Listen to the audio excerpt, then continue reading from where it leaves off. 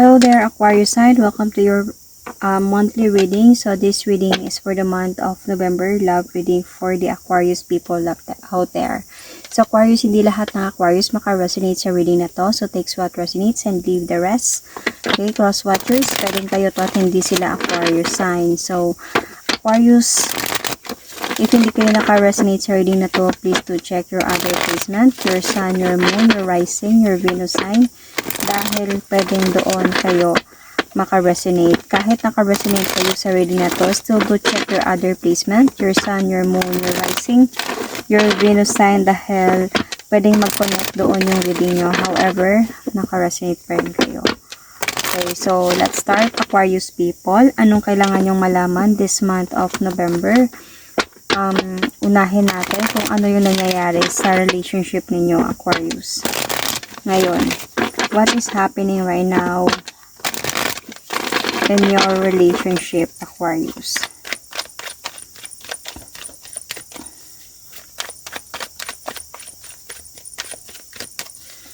What is happening right now in your relationship?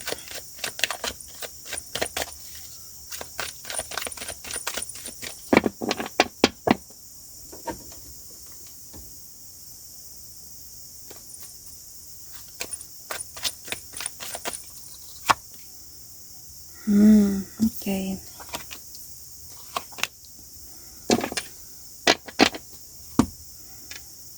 So, Aquarius, somebody from the past, might be married kayo ng person na to.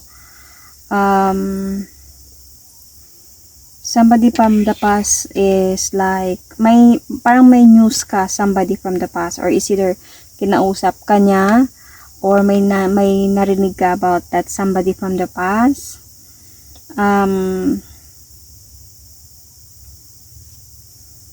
Or I think kinausap ka nito. Yeah, this person message you something, love message. And you are already single right now, Aquarius. And this person, pero I think married ka recently, or married ka with this person, then naghiwalay kayo, and then nag-message siya sa'yo ngayon na single ka. And I think here na parang andun sa point na hindi mo siya pinapansin, parang binabaliwala mo lang, kasi nandun ka sa point of gusto mo muna mapag-isa. I think your relationship before is parang naging toxic, and I think right now parang gusto mo ng may changes, or I think ngayon meron ng changes sa buhay mo. So, and this person message you again, might be sending you love message right now na single ka, right now that you're already enjoying your life. And I think here nakaramdam ka ng parang you feel parang na-trap ka sa situation, because you know that somebody out there is like spying on you or stalking, that wanted, siguro nagpaparamdam siya ulit sa'yo. So, yun. So, let's see, Aquarius, you might be dealing with a Taurus sign or Aries, Sagittarius, Leo. Let's see, Aquarius, ano talaga yung nararamdaman ng person na to para sa'yo?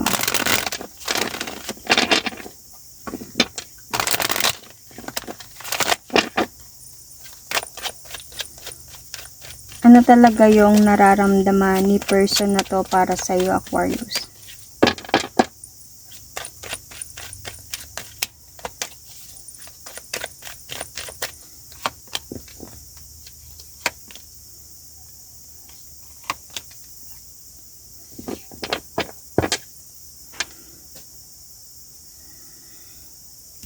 Hindi siya nakakatulog sa gabi.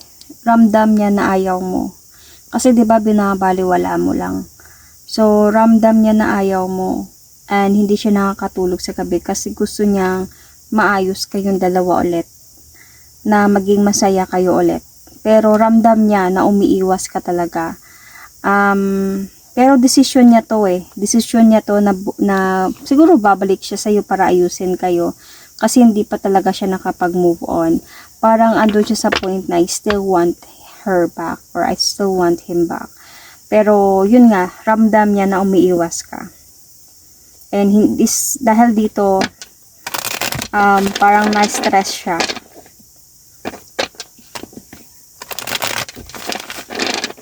Yun yung feeling niya sa'yo. Para sa kanya sana yung, alam niyo, gusto ko sana maayos na kami, na mabalik kami sa dati, to have a successful pagsasama ulit, na mabalik yung pagmamahalan namin.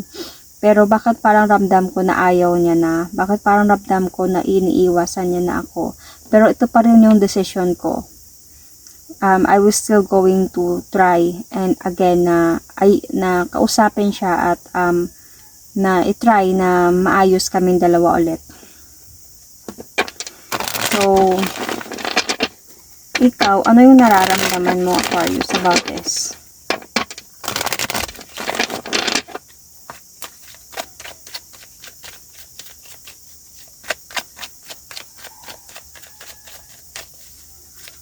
Ano yung nararamdaman mo about this, Aquarius?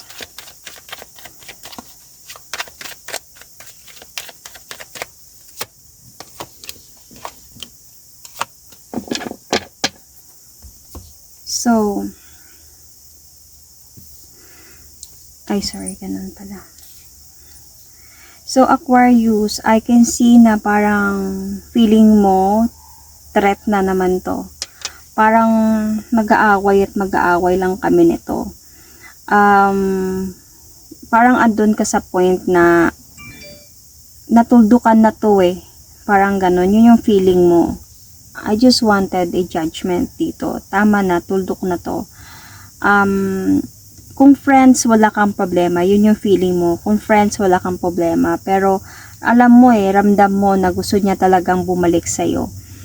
Pero alam mo, na dun naman sa point na, however, naalala mo, kung married talaga kayo nito, naalala mo din yung mga moments niyo before. Somehow, masakit sa'yo pa rin yung mga nangyari. Hindi mo pa rin nakakalimutan yun. But, andun nga sa point that you have parang you have made your decision for this time. Pero, I think kilala mo yung person na to. Like, if you are married before, alam mo yung ano niya, yung technique niya, na alam niyang hindi kanya titigilan hanggat hindi niya makukuha yung gusto niya. So, dito ka parang nag-worried. Pero however, gusto mo naman maging okay kayong dalawa. Ang ano lang kasi, napagod ka kasi before sa away ninyo, give up ka na, natuldukan na to. And parang andun sa point, naka-move on ka na, okay ka na sa buhay mo, and then bumalik siya sa'yo ulit. Parang naramdaman mo ulit yun. Parang nag-flashback sa'yo yung mga nangyari. Naramdaman mo ulit yung lungkot sa mga nangyari, and even naramdaman mo din yung however gusto mo din na magkaayos kayo. So mixed emotions ang meron sa'yo dito. So tingnan natin ano yung mga pwedeng mangyari this month of November.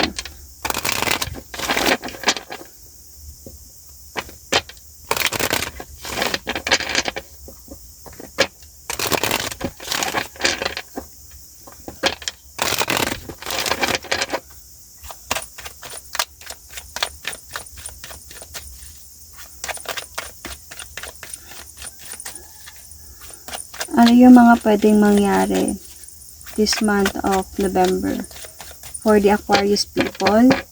Sun, Moon, Rising, Venus sign.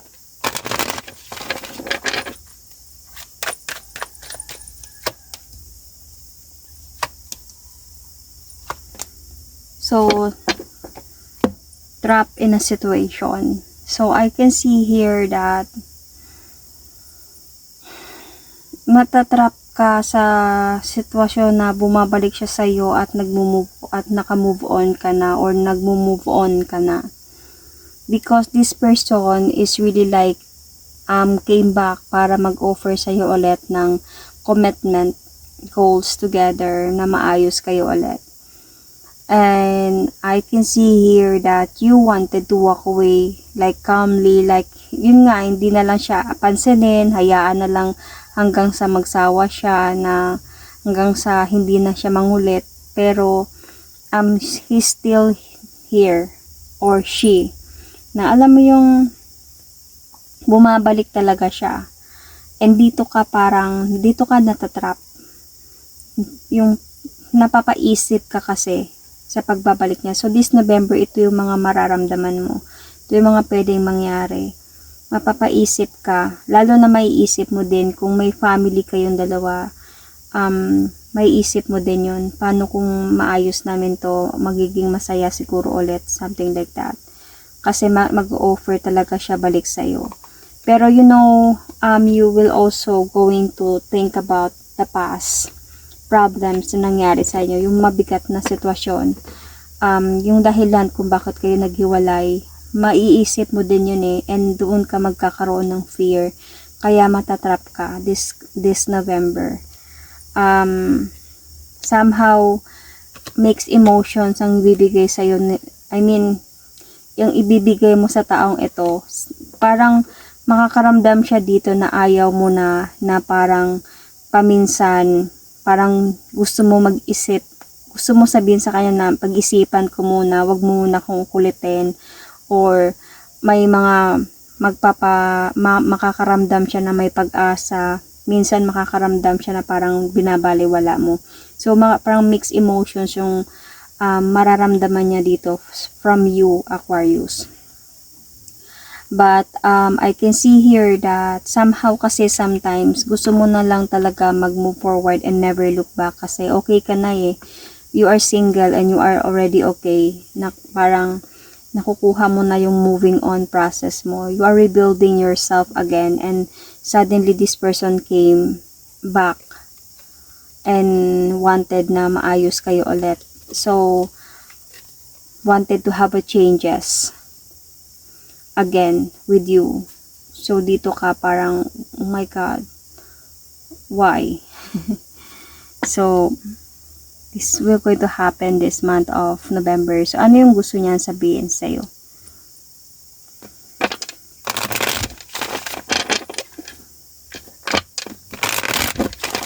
Ano yung gusto niyan sabihin sa'yo, Aquarius? You might be dealing here with a Capricorn, Virgo, Taurus. Libra sign is also here. Sun, Moon, Rising, Venus.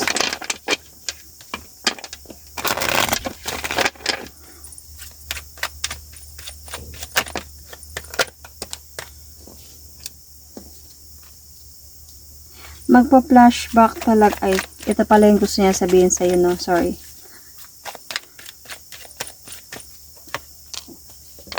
Ooh.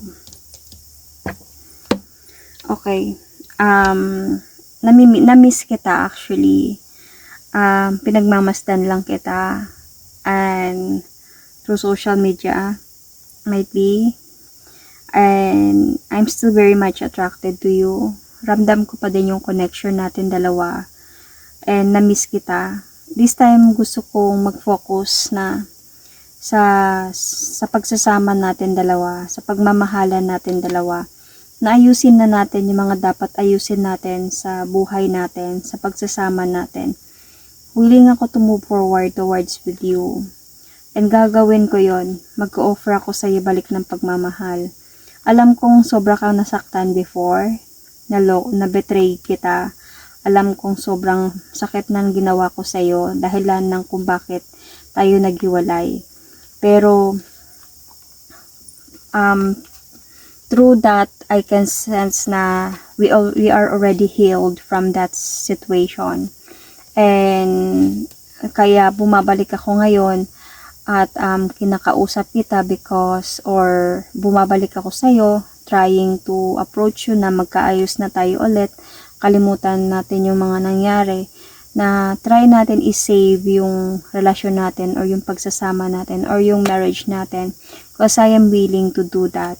Willing ako mag-offer sa iyo ng new beginning again kasi mahal pa kita. Kaya kong ipaglaban pabalik sa buhay ko.